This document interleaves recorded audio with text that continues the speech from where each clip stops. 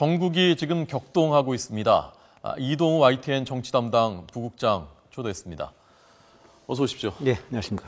박근혜 대통령이 오늘 거부권 행사할 것이라는 것은 뭐 예상이 됐었던 것인데 하면서 거기서 나온 그 발언들이 강도가 예상보다 굉장히 세던데 높던데 어떻게 보셨습니까?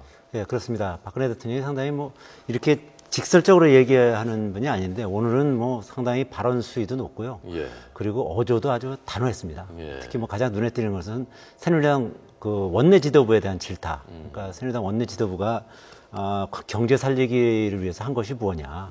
그러면서 그 정치라는 게 그 국민의 이익을 대변하기 위해서 있는 건데 예. 본인의 어떤 정치 철학이나 자기 논리를 설파하기 위해서 한다. 그러니까 이거 곧 유승민 원내대표를 아주 뭐 직접적으로 공격을 하는 거죠. 그러니까 예. 사실상 유승민 원내대표에 대해서 레드 카드를 던진 거고, 그리고 그 새누리당의 그 김무성 대표에도 어느 정도 경고를 옐로우 카드를 던졌다 이렇게 표현할 수 있겠습니다. 예. 자, 그럼 오늘 그 유승민 원내대표를 겨냥해서 한 그 발언이요. 예. 자, 오늘 그 발언 중에 저희가 두 번째 준비한 겁니다. 자, 두 번째, 네, 박근혜 대통령의 발언 들어보겠습니다. 여당의 원내 사령탑도 정부 여당의 경제 살리기에 어떤 국회의 협조를 구했는지 의문이 가는 부분입니다.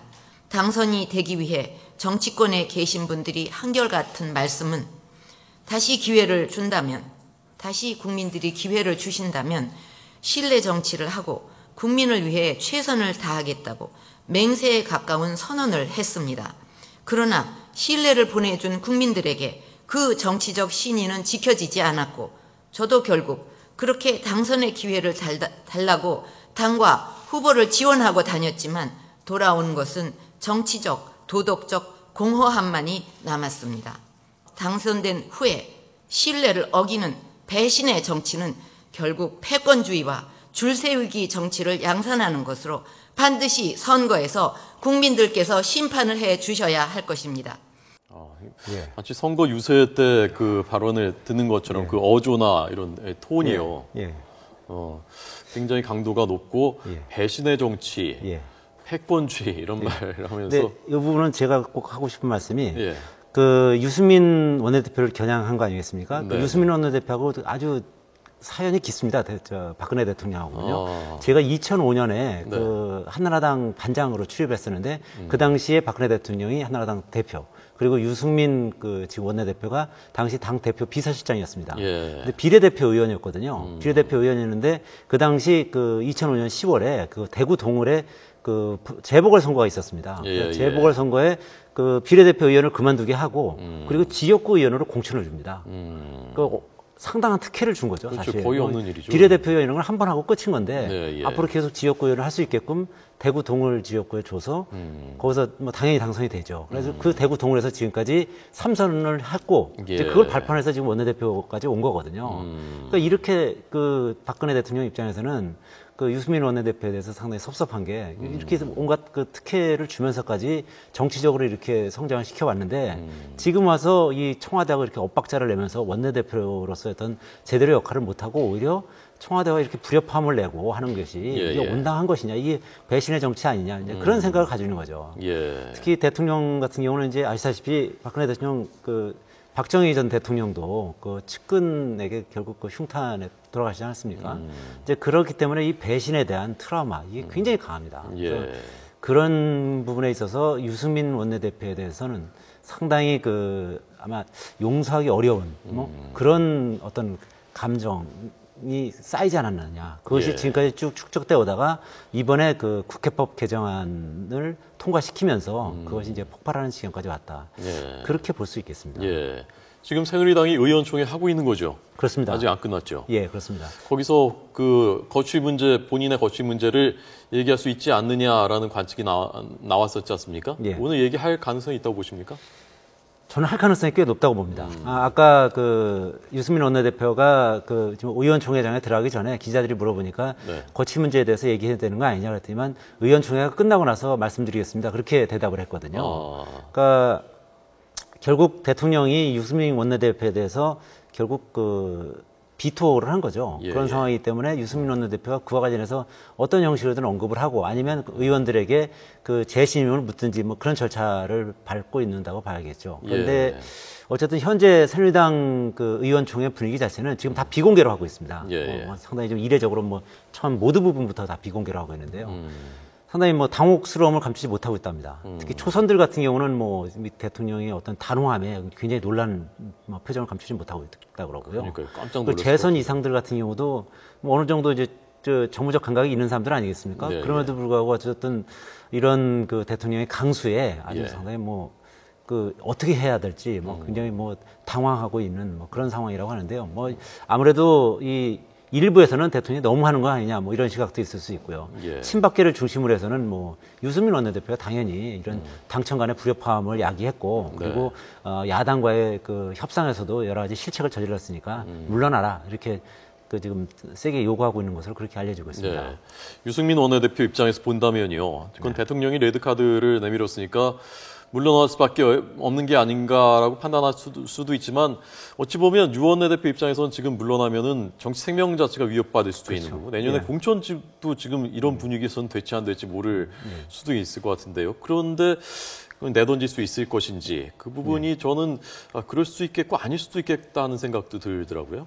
원래 당초에는요. 네. 맨 처음에는 유승민 원내대표는 그 본인의 생각은 그 만약에 거부권을 대통령이 행사하면 네, 네. 국회 그 본회의에 그 재상정을 해서 예. 투표에 붙이겠다. 뭐 그런 생각이 강했었답니다. 그 나름 자신이 있었다는 거죠. 예. 그러니까 지금 새누리당 의원이 160명인데 그중에 친이계라든지 현재 뭐 본인을 따르는 원내 부대표단 등을 합치면 뭐 60명이 훨씬 넘는다. 그러면 재의결하겠다. 그렇죠. 뭐 그런 생각이 강했었다는 겁니다. 처음에는. 예. 그러다 이제 최근에 좀 입장이 많이 바뀌었다는 거죠. 예. 정치적으로는 그게 그 산술적으로는 가능하지만 근데 정치적으로는 굉장히 위험성이 높은 거죠. 예. 결국 대통령과 완전히 결별해야 되는 그런 상황으로까지 갈 수 있는 건데. 그래서 지금 이제 최근에는 입장이 바뀐 게 원내부대표들하고 협의해서 네. 이거를 제의에 붙이지 않는다. 청와대에서 거부권을 행사했을 경우에 제의에 붙이지 않고 그냥 그 19대 국회 끝날 때까지 그냥 유야무야 하고 있다가 자동 폐기시키는 그런 안을 이제 생각하고 있었던 거죠. 이제 그걸 김무성 대표하고도 어느 정도 그 부분에 대해서는 공감대가 형성돼 있었던 건데 오늘 뭐 의외로 갑자기 뭐 대통령이 아주 뭐 그 아주 강한 어조로 새누리당 원내 지도부를 비판하니까 네, 네. 이제 좀 상황이 좀 달라진 거죠. 그 스스로 어떤 지금 이 의원총회에서 본인의 어떤 거취를 어떤 형식으로든 표명을 하고 그것을 어쨌든 새누리당 의원들이 재신임해 줄지 아니면 이 상황에서는 지금 뭐 좀 그 원내대표직을 유지하는 게 어렵겠다. 예. 그런 의견이 모아질지 그 네. 부분은 지금 새누리당 의원총회에서 이제 최종 결정이 되겠죠. 예. 박 대통령이 오늘 뭐 야당은 물론이고 여당까지 강도 높게 비판했는데 정치권 전체에 대해서 매우 깊은 불신과 뭐 섭섭함 이런 예. 것들을 아주 여과 없이 드러냈거든요. 예. 자, 오늘 발언 다른 부분도 한번 좀 더 들어보도록 하겠습니다. 정치권을 겨냥한 부분입니다. 그동안 정부와 정부 정책에 대해 끊임없는 갈등과 반목, 비판만을 거듭해 왔습니다. 그 단적인 예로 지금 정부가 애써 마련해서 시급히 실행하고자 하는 일자리 법안들과 경제 살리기 법안들이 여전히 국회에 3년째 발이 묶여 있습니다. 가짜 민생 법안이라고 통과시켜주지 않고 청년들의 일자리 창출을 해볼 수 있는 기회마저 주지 않고 일자리 창출을 왜 못하느냐고 비판을 하고 있습니다. 아마 내년 총선까지도 통과시켜주지 않고 가짜 민생 법안에 껍질을 씌워 끌고 갈 것인지 묻고 싶습니다. 진정 정부의 방향이 잘못된 것이라면 한번 경제 법안을 살려라도 본 후에 그런 비판을 받고 싶습니다. 매년 800억 이상의 운영비를 지원하는 아시아 문화전당같이 자신들이 급하게 생각하는 것은 적극적으로 빅딜을 해서 통과를 시키면서 민생과 일자리 창출 법안은 몇 회기에 걸쳐서도 통과시켜주지 않는 것은 경제 살리기에 역행하는 것입니다. 예. 저런 부분이요. 뭐 빅딜, 여야가 자기들 필요한 것은 빅딜 해가지고 막 통과시켜주고 그러면서 지금 경제 살리기는 통과시켜주지 않고 있다라는 말 그냥 두세 번 그 반복해서 오늘 발언을 했습니다. 오늘 박근혜 대통령의 이런 강도 높은 발언이 어떤 박 대통령의 정치적인 승부수다라고 해석할 수 있는 여지도 있습니까? 그럴 그 가능성도 꽤 있습니다. 어쨌든 뭐 대통령은 어쨌든 정치적으로 좀 승부사적인 기질을 가지고 있지 않습니까? 예. 근데 지금 어쨌든 메르스 때문에 여러 가지 이제 어려움을 겪고 있고 뭐 그로 인한 또 경제도 상당히 지금 어려움을 겪고 있지 않습니까? 근데 지금 더군다나 특히 이 국회법 개정안이라는 거는 대통령은 이거 위헌이라는 생각이 좀 강하니까요. 예, 그리고 예. 또 뭐 헌법학자들의 의견도 뭐 상당수 그런 의견들이 좀 많이 나오고 있고 이것이 결국 그 국정을 마비시킬 것이다. 그리고 국정이 마비되면 결국 국민들에게 피해가 돌아간다. 이런 생각이 강합니다. 그러니까 예. 결국 국회가 어떤 이 경제 관련 법안을 통과시켜줘서 가뜩이나 어려운 경제를 이게 살릴 수 있도록 그 협조해주지는 못할 망정 예. 계속 발목만 잡고 있다. 이런 생각이 좀 강한 거죠. 그렇기 때문에 이 정도에서 일종의 나름대로 어떤 승부수를 띄울 때가 됐다. 뭐 그런 판단을 했을 것으로 보입니다. 예. 특히 더군다나 이제 대통령이 이제 임기의 반환점을 돌지 않습니까? 이제 2년 반 되는데요. 근데 이 임기 반환점 도는 상황에서 나름대로 전국 주도권을 확실하게 쥐고 특히 이제 여당 내에서도 이렇게 지금 뭐 유승민 원내대표라든지 지금 뭐 김무성 대표도 지금은 뭐 좀 어느 정도 뭐 고개를 숙이고 있지만 일정 정도 이제 자기 목소리를 내야 될 시점이 오면 그때 되면 또 태도가 좀 달라지겠죠. 이제 그런 걸 사전에 이제 어떤 방지하는 측면도 있고 나름대로 어떤 국정의 고삐를 쥐겠다. 뭐 예. 그런 강력한 의지의 표현이다. 이렇게 볼 수 있겠습니다. 자, 그럼 마지막으로 이 국면에서 지금 야당에서 매우 격앙된 반응이 나오고 있는데 예. 야당은 지금 이거 어떻게 볼 것인지 예. 좀 그 구도가 복잡해졌단 말입니다. 예. 어떻게 보면 대통령과 입법부 전체 여야가 이제 같은 편으로 예. 몰리는 것 같기도 하고요. 예. 야당은 지금 이 사태를 어떻게 볼 것이, 어떻게 풀어나갈 것인지. 뭐 어떻게 보면 지금 상황에서 제일 그 문재인 그 대표가 예. 가장 뭐 수혜를 입는 분이라고 할 수도 있겠죠. 지금 어쨌든 사무총장 인선 문제로 상당히 좀 야당이 내용에 빠져 있는 그런 상황인데 네, 네. 대통령이 또 국회법 개정안을 거부하면서 그 거부권을 행사하면서 또 그 여당 원내지도부를 뭐 아주 강력하게 비판했지 않습니까? 네, 그러면서 이제 여당의 어떤 갈등 상황이 또 이제 노정이 된 거죠. 저쪽 집에 폭탄이 터진 그런 거죠. 거죠. 지금. 예. 그래서 뭐 그 야당 입장에서는 예. 어쨌든 뭐 내분이 어느 정도 봉합될 수 있는 그런 계기를 마련했다 볼 수 있겠죠. 그렇지만 어쨌든 이 상황에서 새정치연합 입장에서는 지금 뭐 가장 좋은 것은 그 국회에 이게 다시 재상정돼 가지고 부결되는 게 가장 뭐 베스트겠죠. 그 예, 상황이 가장 예. 좋은 방안인데 그렇게 되면 이제 당청 간에 완전히 갈등이 뭐 극대화되는 거고 대통령은 뭐 탈당까지 해야 되는 그런 상황인데 그거는 뭐 현실적으로 어려운 거고요.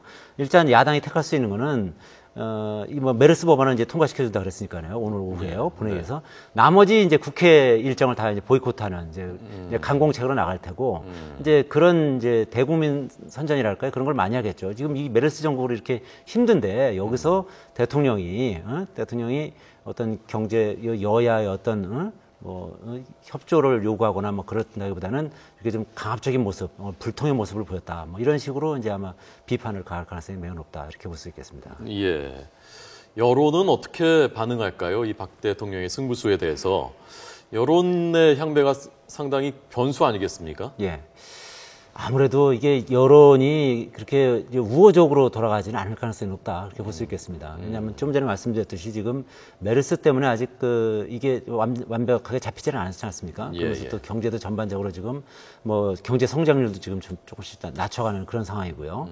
그런 상황에서 대통령이 어쨌든 여야와 어쨌든 그 협상하고 여야와 대화하고 그런 모습보다는 지금 이제 갈등을 어떻게 보면 이제 유발하는 뭐 어떻게 보면 이제 당청 간의 갈등, 그다음에 여야 간의 갈등, 이거를 딱 도화선을 어떻게 보면 이거를 이 폭탄을 터뜨리는 것 같은 예. 그런 효과가 있지 않습니까? 네. 그러다 보니까 그러나 지지층은 결집시킬 수 있는 효과는 그렇죠. 있겠죠. 지지층을 결집시킬 수 있겠지만 전반적인 어떤 중도 그 층을 잡는 데는 조금 어려움을 겪을 수도 있다. 그렇게 볼 수 있겠습니다. 네.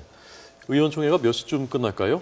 글쎄요, 새누리당의 오늘 아마 상당한 경론이 있을 겁니다. 특히 이제 유승민 그 원내대표의 거취 문제를 놓고 뭐 친박계와 비박계가 지금 상당히 지금 세게 경론이 붙어 있는 것으로 보이는데요. 예.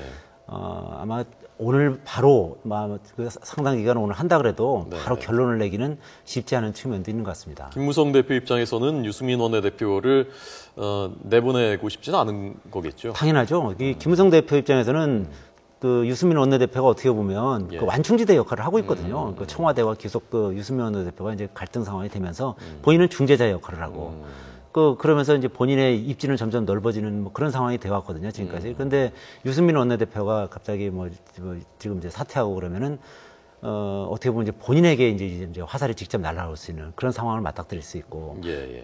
아직은 이제 청와대와 이 각을 세우기에는 지금 시기상조라고 보고 있거든요. 예.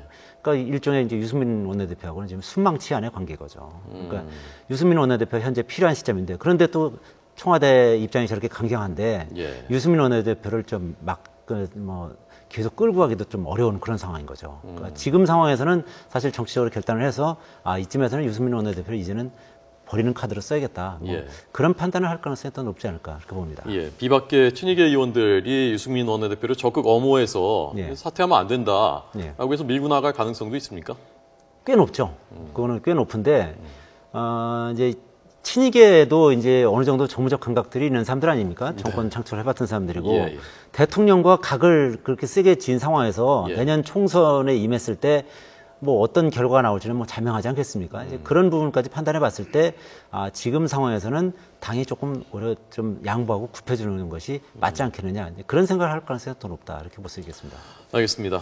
새누리당 의원총회가 끝나면 결과가 새로운 속보들이 전해지면 곧바로 전해드리도록 하겠습니다. 이동우 부국장이었습니다. 고맙습니다. 예.